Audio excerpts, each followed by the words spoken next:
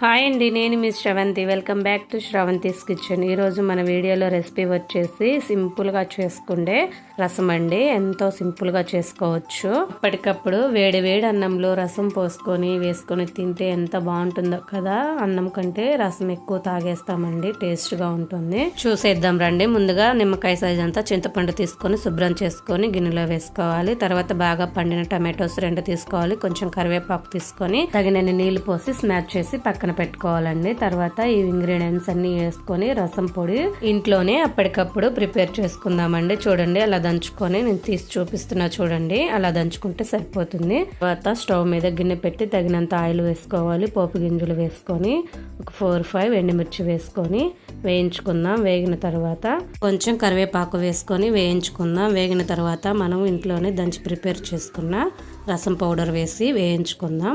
అలా పచ్చివాసన పోయేంత వరకు వేయించుకుందాం. చూడండి, మంచిగా వేగిపోయింది కదా. మనం స్మాష్ చేసి పెట్టుకున్న రసం వేసేసుకున్నాం. చిటికెడు పసుపు వేసుకొని మిక్స్ చేసేసుకుందాం. మిక్స్ చేసుకున్నాక మనం వేసుకున్న ఎండుమిర్చి చేతితో తీసి స్మాష్ చేసుకుందామండి. అలా చేస్తే చాలా టేస్ట్గా ఉంటుంది. అందుకనే ఎప్పుడు రసం చేసినా అలానే చేసుకుంటాను.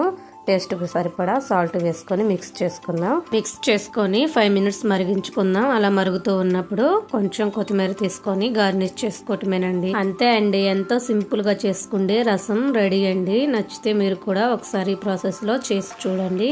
మీకు ఎలా వచ్చిందో కామెంట్ చేసి చెప్పండి. నచ్చితే లైక్ చేయండి, షేర్ చేయండి, సబ్స్క్రైబ్ చేయండి. Thank you for watching.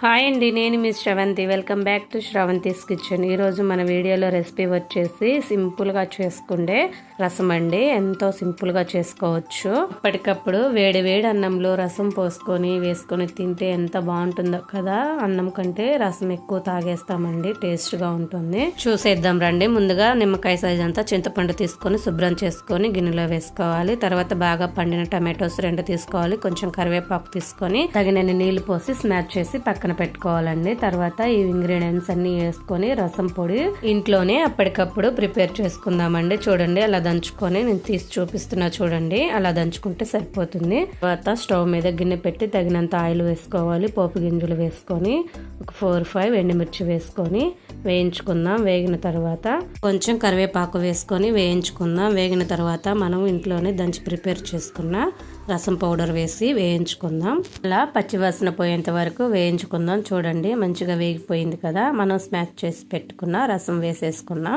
చిటికెడు పసుపు వేసుకొని మిక్స్ చేసేసుకుందాం. మిక్స్ చేసుకున్నాక మనం వేసుకున్న ఎండుమిర్చి చేతితో తీసి స్మాష్ చేసుకుందామండి. అలా చేస్తే చాలా టేస్ట్గా ఉంటుంది. అందుకనే ఎప్పుడు రసం చేసినా అలానే చేసుకుంటాం.